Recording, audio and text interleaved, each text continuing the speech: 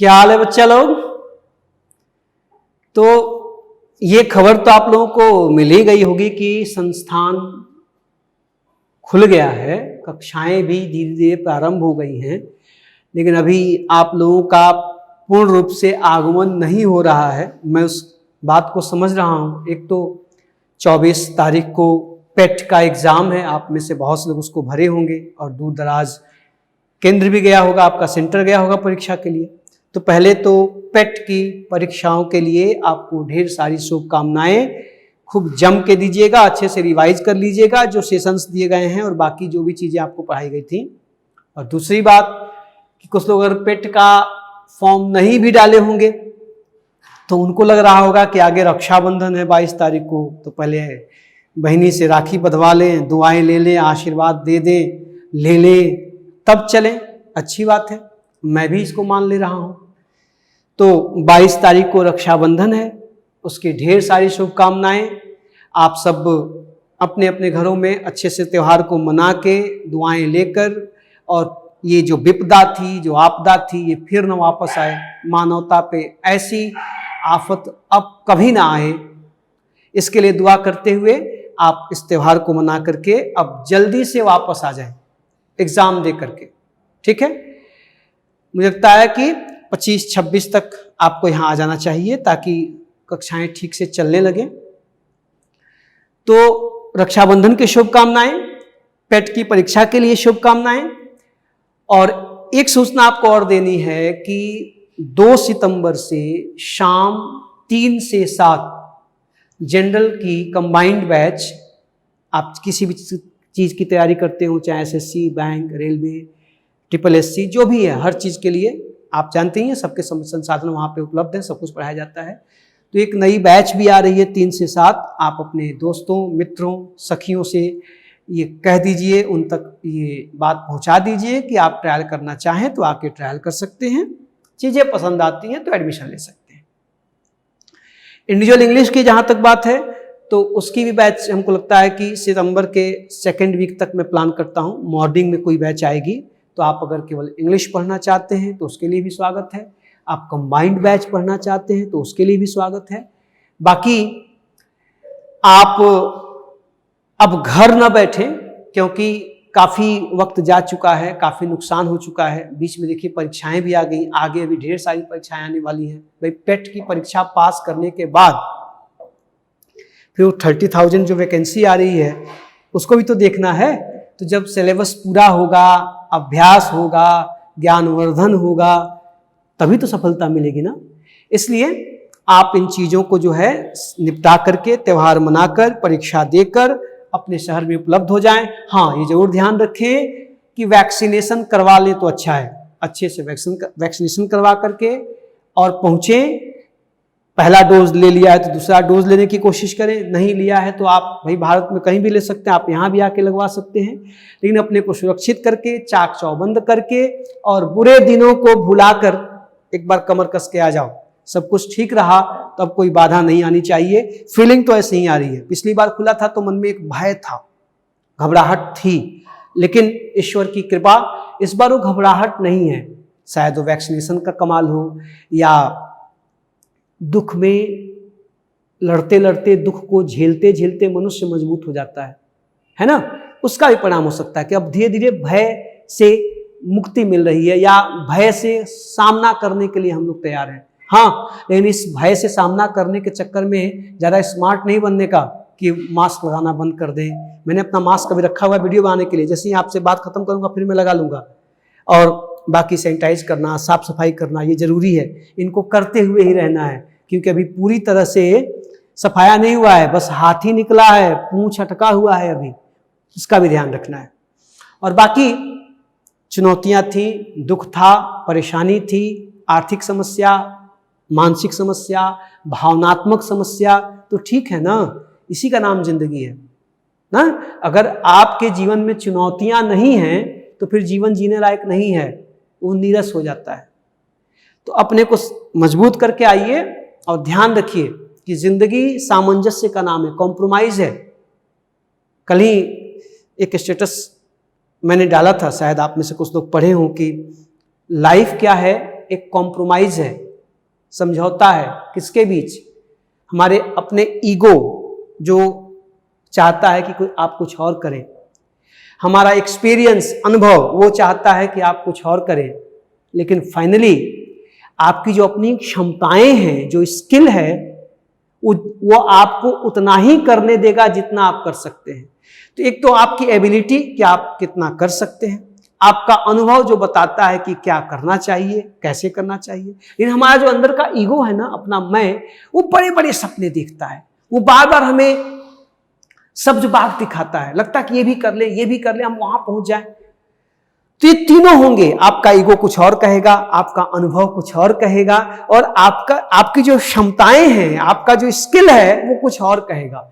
इन तीनों के बीच सही सामंजस्य बिठाना, इनके बीच कॉम्प्रोमाइज करना ही जीवन है। और जो ऐसा करता है वही खुश रहता है, वही सफल होता है, वही दुनिया को जीतता है। वरना जीती हुई दुनिया हाथ से रेत की तरह फिसल जाती है, जैसे सिकंदर के हाथ से फिसल गई, जैसे हिटलर के हाथ से फिसल गई, जैसे रावण के हाथ से फिसल गई, कंस के हाथ से फिसल गई, बनी बनाई दुनिया फिसल गई। क्यों? क्योंकि उन्होंने इसके बीच सामंजस्य नहीं बिठाया, सिर्फ अपने ईगो का सुना। ईगो बार बार आपसे कहेगा सुनिए, लेकिन सुनते समय ध्यान रखिए कि जीवन जीते समय विभिन्न अनुभव भी मिलेंगे, और दूसरी चीज कि अल्टीमेटली हम वही कर पाएंगे जो हमारी क्षमताएं हैं, हमारी जो एबिलिटी है। हाँ, उसको माज के हम बढ़ा सकते हैं। अब रविंद्र जडेजा भले इंग्लैंड में विराट कोहली से अधिक सफल बल्लेबाज हैं, नो डाउट। उन्होंने एक अर्धशतक लगाया, एक में 40 बनाया, पहले मैच में तो उन्होंने ही मैच को बचाया एक तरफ से खड़े होके। अब विराट कोहली लगातार असफल हो रहे हैं, लेकिन सच आप सबको पता है कि अगर हम क्षमताओं की बात करें एक बल्लेबाज के रूप में, तो क्या विराट कोहली और रविंद्र जडेजा में कोई तुलना है? शायद पहली बार मैंने अजय जडेजा कह दिया क्या? अगर कहा हो तो गड़बड़ कहा, रविंद्र जडेजा। तो रविंद्र जडेजा हो सकता है किसी सीरीज में विराट कोहली से अधिक रन बना दे, लेकिन वो एक संयोग होगा, वो विराट कोहली नहीं हो सकते, वो रोहित शर्मा नहीं हो सकते, है ना? तो क्षमताएं, ध्यान रखना कि क्लास परमानेंट होती है, फॉर्म आती जाती रहती है। कहने का मतलब कि आपके अंदर जो आपकी एबिलिटी है, जो आपको क्षमताएं देकर, जो गुण देकर ईश्वर ने भेजा है, वो स्थायी है। हाँ, जीवन में सुख दुख, सफलता असफलता, चुनौतियां, कभी ऊपर कभी नीचे, ये होता रहेगा। इससे आप अपने आप पे भरोसा करना, खुद पे विश्वास करना मत बंद करिए। यहीं से जीवन में दुर्दिन और असफलताएं शुरू होती हैं, जब आप अपनी क्षमताओं पर शक करने लगते हैं। एक दो असफलता मिलने से आप जब खुद पे शक करना शुरू करते हैं, तो फिर दुनिया आप पे कैसे विश्वास करेगी? कहा जाता है ना कि ईश्वर भी उन्हीं की सहायता करता है जो खुद स्वयं की सहायता करते हैं। वो स्वयं की सहायता करने का मतलब क्या है कि नो दाई सेल्फ, अपनी क्षमताओं को, अपनी सीमाओं को समझना और जानना कि मेरी क्या लिमिटेशंस है, मैं क्या कर सकता हूं। और मैं ये नहीं कह रहा हूं कि लिमिटेशंस में काम करना, यही अवसर मिलेगा कि आप अपनी उस लिमिटेशन को बढ़ा करके, उस लिमिट को, उस दायरे को आप और आगे ले आ सकते हैं अपनी मेहनत से। विराट कोहली जब आए थे तो उनको बहुत अच्छा खिलाड़ी नहीं माना गया था, रोहित शर्मा को बहुत ज्यादा टैलेंटेड प्रोडिगी माना गया था, इनको कहा गया था कि ठीक ठाक है। लेकिन देखिए, उसने अपनी मेहनत से अपने स्किल को बढ़ाता गया, और आज की तारीख में दोनों अच्छे हैं। लेकिन अगर देखा जाए on the whole test one day 2020 के बल्लेबाज के रूप में, तो विराट कोहली और रोहित शर्मा में कोई तुलना नहीं है। वो उनसे बहुत बड़ा खिलाड़ी बन गया, जबकि अब ये सच है कि नेचुरली गिफ्टेड प्लेयर है रोहित शर्मा, है ना? तो हम यही कह रहे हैं कि वो जो दे दिया गया आप वहीं पर हैं। आप अपनी क्षमताओं को बढ़ा सकते हैं, उसको स्टैंडन कर सकते हैं, उसको बड़ा कर सकते हैं, यही तो जिंदगी है ना। तो लेकिन आप ऐसा कब कर पाएंगे? जब आप अपनी क्षमता को, अपनी स्किल को, अपनी लिमिटेशंस को पहचान लेंगे। और जब आप पहचान लेंगे तो फिर आप जब उसको माजना शुरू करेंगे तो दुनिया के सामने उसकी चमक दिखाई देनी शुरू होगी ना। कुल्हाड़ी का काम है काटना, लेकिन जो कुल्हाड़ी रोज लकड़ी काटती है ना, उसी में धार होती है। बना के ले आइए खूब बढ़िया से कुल्हाड़ी चमकदार, और ले आके कोने में रख दीजिए 2 महीने, तो उसमें मूर्छा लग जाएगा, जंग पड़ जाएगा, फिर वो लकड़ी छोड़ो केला भी नहीं काट पाएगी।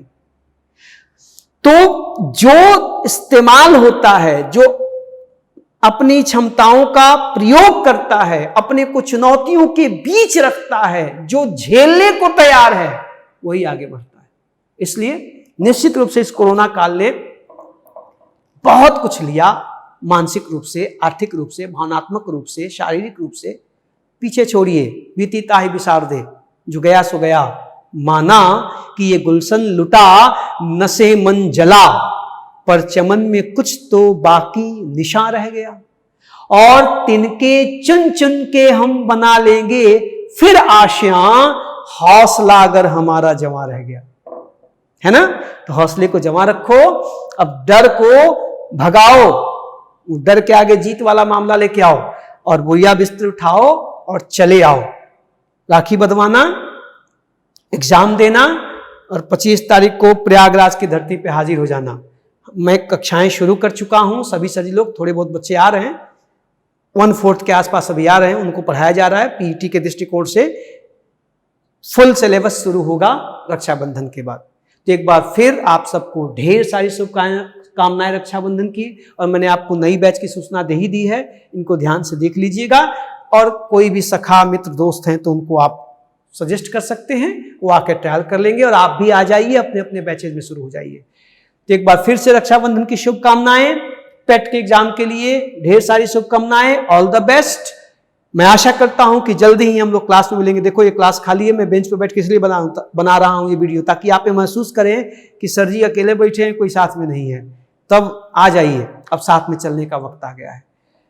ऑल द बेस्ट, खुश रहिए, मस्त रहिए, स्वस्थ रहिए, और जल्दी से मिलिए। Thank you.